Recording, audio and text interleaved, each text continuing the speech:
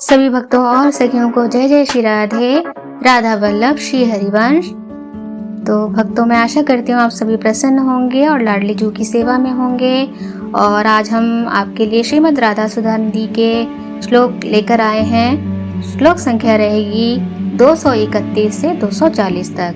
तो चलिए देर न करते हुए आज के प्रथम श्लोक का गायन करते हैं। श्लोक संख्या 231 है। रसागाधे राधारिधि सरिस हंसः करतले लसद्वंशस्त्रोतस्य मृतगुणसङ्गः प्रतिपदम् चलितपिच्छोत्तंसः सुरचितवतंसः प्रमुदया स्फुरद्गुञ्जागुच्छः सहिरसिकमौलिर्मिलतु माम्। अर्थात यहाँ पर व्याख्या की गई है सखियों कि श्री राधा के अगाध रस से परिपूर्ण हृदय रूपी सरोवर में जो हंस के समान है, हाथ में शोभायमान बंसी के छिद्रों में से आनंदमय गुण प्रतिक्षण जिनके साथ में रहते हैं, चंचल मोर मुकुट धारण करने वाले श्री राधा द्वारा सुरुचि पूर्वक पहनाए गए कानों के आभूषणों से सुशोभित और दैदीप्यमान गुंजाओं के गुच्छ से अलंकृत वह रसिक श्री श्याम सुंदर मुझे मिले, ऐसी वो कामना करती हैं। श्लोक संख्या 232 है। अकस्मात् कस्याश्चिन्नववसनमाकर्षति परं मुरल्याधम्मिल्ले स्पृशति कुरुतेऽन्याकरधृतिं परं नित्यं राधा पदकमलमूले व्रजपुरे तदित्थं वीतिषु भ्रमति स महालंपटमणिः। अर्थात यहाँ पर कहा गया है कि अचानक किसी एक गोपी के नवीन वस्त्र को खींचते हैं, दूसरी किसी के केश पाश को बंसी से स्पर्श करते हैं हमारे श्याम सुंदर, और किसी दूसरी का हाथ पकड़ते हैं, किंतु नित्य ही श्री राधा के पद कमल के मूल में लौटते रहते हैं। और इस प्रकार ब्रजपुर की गलियों में वह महालंपट श्री श्याम सुंदर घूमते रहते हैं। श्लोक संख्या 233 है।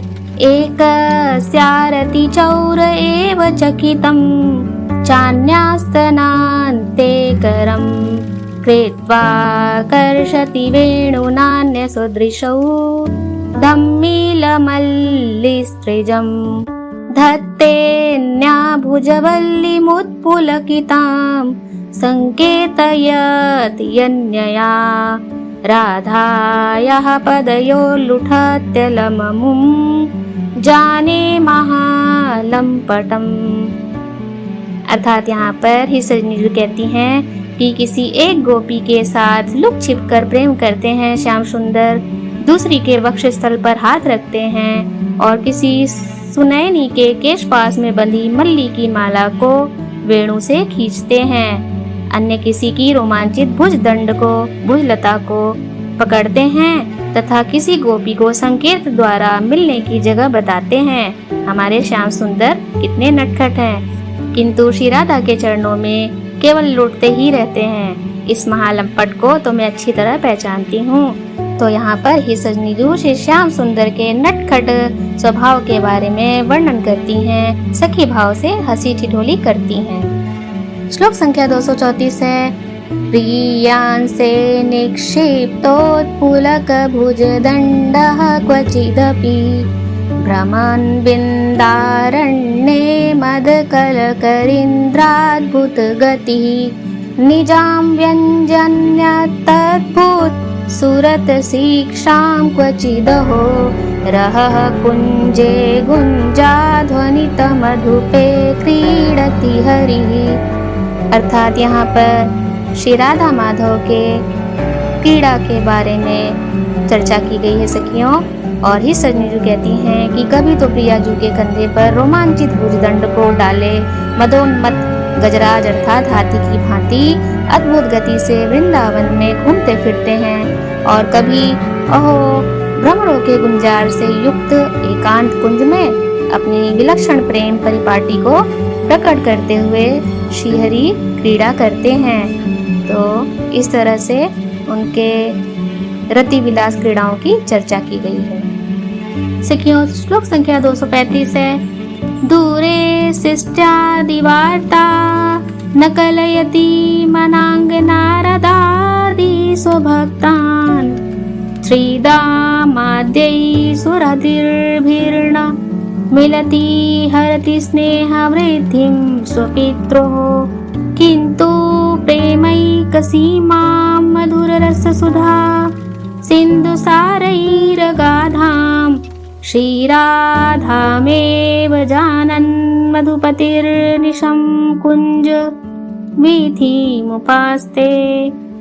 अर्थात यहाँ पर ही सिजनीजू कहती हैं कि सृष्टि रचना आदि की बात तो दूर रही, अपने नारद आदि भक्तों को भी श्री कृष्ण पहचानते नहीं हैं, श्रीदामा आदि मित्रों से भी वे नहीं मिलते हैं और अपने माता पिता के स्नेह को भी बढ़ावा नहीं देते हैं, किंतु प्रेम की परमावधि स्वरूपा तथा मधुर रस रूपी अमृत सिंधु के सार की अगाध आश्रय एकमात्र श्री राधा को ही जानते हुए हमारे श्री श्याम सुंदर निरंतर कुंद गलियों की उपासना करते रहते हैं। श्लोक संख्या 236 है। सुस्वादु सुरस तुंदिल मिंदिवर वृंद सुंदरम किमपि अधिवृंदाटवी नंदती राधा वक्षोज भूषणम ज्योतिः। अर्थात अत्यंत अस्वादनीय मधुर रस से परिपुष्ट नीलकमल के समूह के समान सुंदर श्री राधा के वक्ष स्थल की आभूषण रूपा ज्योति श्री श्याम सुंदर श्री वृंदावन में आनंदित हो रही है, ऐसा श्री श्याम सुंदर के लिए कहा गया है।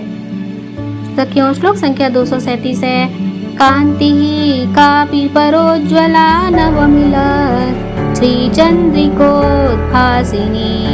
रामाद्यद्भुत वर्ण कांचित रुचिर नित्यादिकांगच्छवि लज्जान्मृतनुस्मयेन मधुरा प्रीणाति केलिच्छटा सन्मुक्ता फलचारुहार सुरुचिः स्वात्मार्पणे नाच्युतम्।